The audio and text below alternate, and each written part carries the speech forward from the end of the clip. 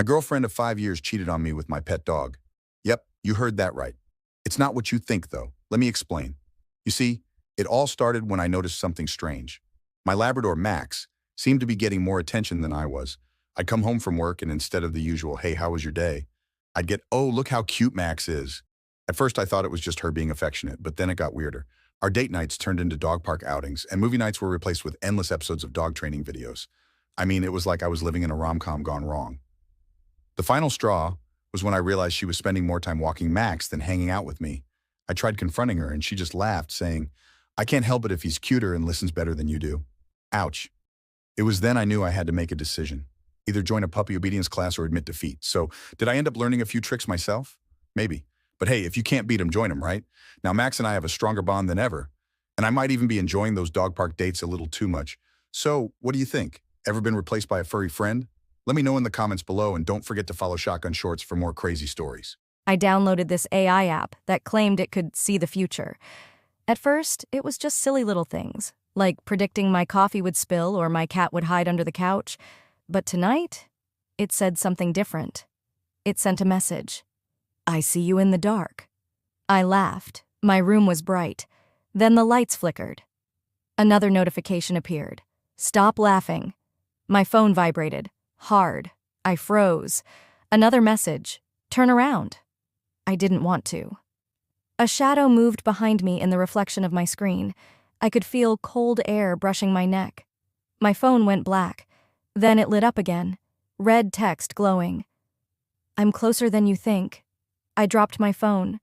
Something whispered my name from the corner of the room. I couldn't move. Another notification appeared. "Don't scream. You're mine now." What if you woke up and Minecraft was real life? Imagine stepping out of bed and finding yourself in a world where everything is made of blocks. You'd start your day by punching trees, not out of frustration, but because you need wood to craft a table. Forget about your morning smoothie. First, you gotta figure out how to cook a pork chop over an open flame using flint and steel you crafted yourself. As you wander, you'd encounter pigs, cows, and maybe even a few creepers lurking around. See a mountain? Start mining it. You'll need stone to build a shelter before night falls. Speaking of night, that's when zombies and skeletons come out to play. So make sure you're armed with a trusty sword or bow. In this pixelated paradise, creativity is your only limit. Want a castle? Start stacking those blocks. Dream of a roller coaster in your backyard? Get those redstone circuits firing. But remember, your survival depends on your crafting skills and resource management.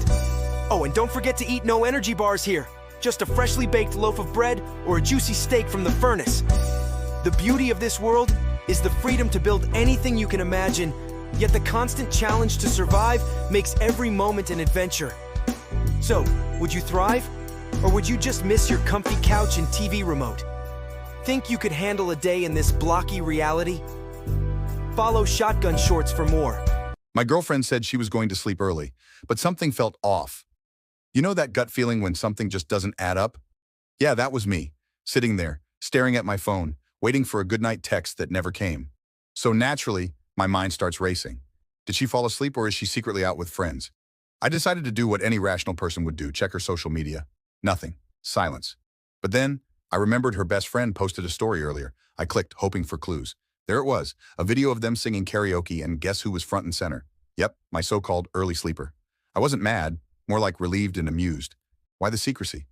Turns out she was planning a surprise for our anniversary and didn't want to ruin it with a slip-up over the phone.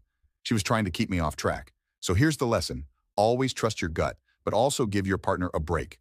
Not every unanswered text is a secret mission. Sometimes it's just about a little surprise. If you've ever had a moment like this, share your story in the comments. Follow Shotgun Shorts for more. Are you awake? Yeah, why? Nah, all good. What you eating downstairs? What do you mean I'm in bed? Don't joke around, I'm serious. Mom, I'm being serious. Did Dad come home early? No, he doesn't come home till next week. I'm gonna go check it out. No, Mom, what if it's something dangerous? I'll be fine. Okay, go see what it is. Stay upstairs. What the hell is that? Mom? I can't believe my mother broke my PS5. Seriously, it was just sitting there, minding its own business like a loyal little pet. And now it's gone. Picture this. I come home, ready to dive into my favorite game, and I find it shattered on the floor like the world's saddest jigsaw puzzle. My first thought? Maybe I'm being pranked. But nope, this is real life. So I asked her what happened.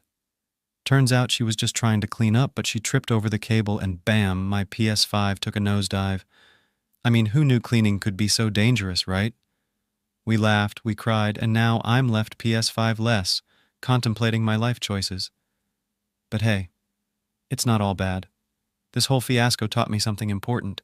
Always secure your cables and maybe invest in a sturdier TV stand. I guess it's back to the good old days of board games until I figure this out.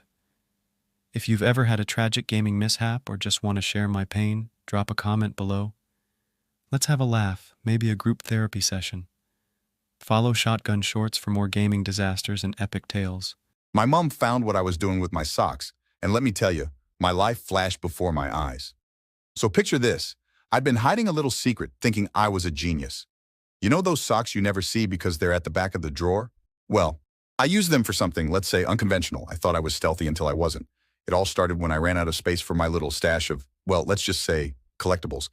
Socks seemed like the perfect place, right? Wrong. My mom, with her spidey senses, decided to do a random tidy-up. The look on her face when she found them? Priceless. I swear she's like Sherlock Holmes, but with a vacuum cleaner. She called me into the room, holding up my pair of socks like they were evidence in a crime scene. My heart sank faster than a stone in water. I tried to play it cool, like, oh, those old things? But my poker face is terrible. She started the classic mom speech, but I was just standing there, blinking, hoping the ground would swallow me up. And then she did the unimaginable. She laughed. It was like I had just told the world's funniest joke. She said she did something similar when she was my age, and my jaw hit the floor. Who knew moms could be so sneaky? So yeah, I'm cooked. But at least now I know the ultimate hiding spots come with risks. Have any of you been caught in a similar situation? Drop your stories in the comments. I could use the solidarity. Everyone in town knew Uncle Ray was strange. He'd been different ever since the accident, since Aunt Mara died in that icy river, when he drove their pickup through a guardrail and watched her slip beneath the surface. No one blamed him outright, but no one really trusted him after that either. Still, when I moved in for a few weeks after college, no one warned me how strange. I brought Ashes with me, my little black and white rescue cat. I knew Ray didn't like animals much, something about the smell of fur, but he grunted a quiet fine when I asked. That was all I needed. Ashes was curious but well-behaved, or so I thought. One morning, I woke up to Ray shouting, a deep primal sound. I rushed into the living room and found him standing over a tiny mess on the wooden floor. Ashes doing. A mistake. A stupid, insignificant mistake. I apologized, reaching for paper towels, but Ray wasn't hearing me. She defiled my house, he muttered, staring at the spot like it was a corpse. She's a cat, Ray, I said, trying to lighten the mood. I'll clean it, it's no big deal. But his eyes didn't move from the mess. She meant to do it.